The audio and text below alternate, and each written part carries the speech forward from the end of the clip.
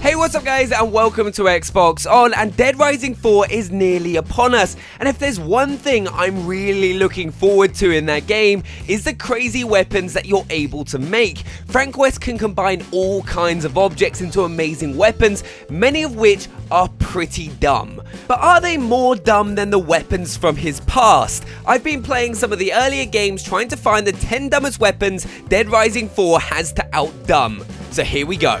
Let's kick off our list with a weapon that is both incredibly deadly and also a bold fashion statement. If you mix a handful of gems with a rubber alien head in Dead Rising 2 off the record, you get Laser Eyes, an alien head that now fires lasers. These bolts of hot death cause zombies to catch on fire and stumble around until they cook themselves to a crisp. The idea of wearing two burning lasers this close to Frank's own eyes, however, fills us with fear. But there's no arguing with the results. Burn, baby, burn.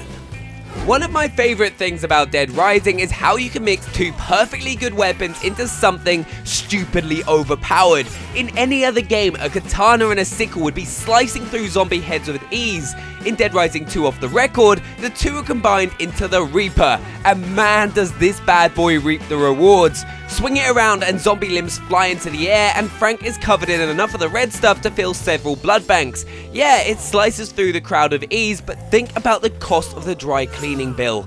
Zombie guts are hard to wash out. Seriously.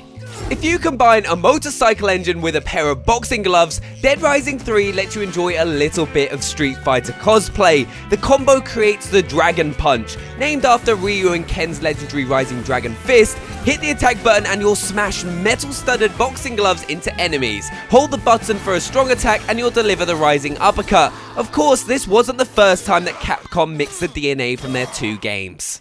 Rewind the clock to Dead Rising 2 and we get to enjoy more Street Fighter dressing up. If you mix a battery with a replica of Blanca's head, you get the Roaring Thunder. Trap a zombie inside the electrified mask and they'll stumble around zapping their undead friends with jolts of electricity. And once the mask has fried that zombie to a crisp, you can pick it up and try it all over again. The fun never stops, unless you're a zombie, in which case the fun never really started.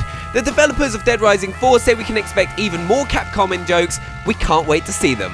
Although he makes his living as a photojournalist, Frank West has always had some rock star swagger, so it makes sense that he would be able to build a deadly weapon out of an electric guitar. Combine the instrument with a battery and we get to see Dead Rising at its dumb best. A guitar so powerful that it can explode zombie heads with a single strum.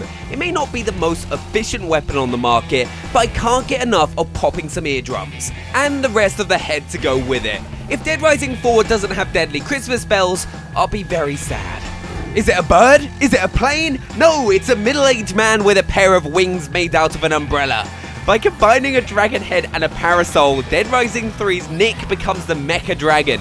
It lets him smash in zombies' faces with a horn headbutt and grab the undead for a back-breaking wrestling move, but the real appeal are the razor-sharp wings. Launch into a glide and they'll slice zombies at the knees. It's cool, but it does make us wonder why he didn't just use the wings to glide out of the quarantined city.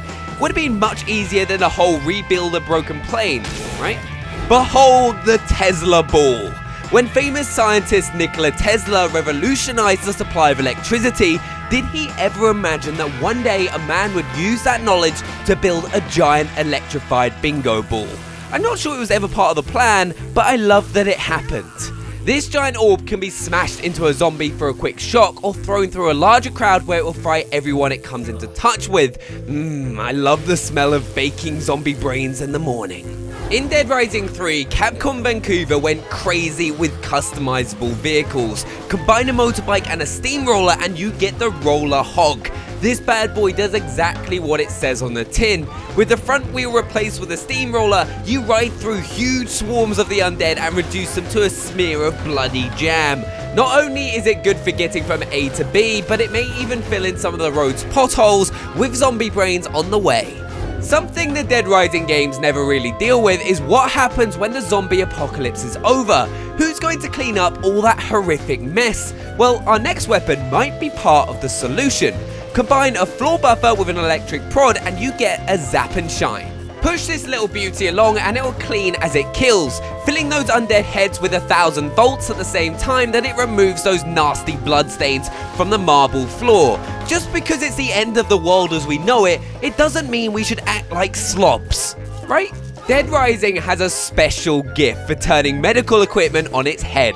Normally, a defibrillator is exactly what you need to jolt a little life into the nearly dead. Attach a pair of medical trays to the charge paddles and it turns into the shocker.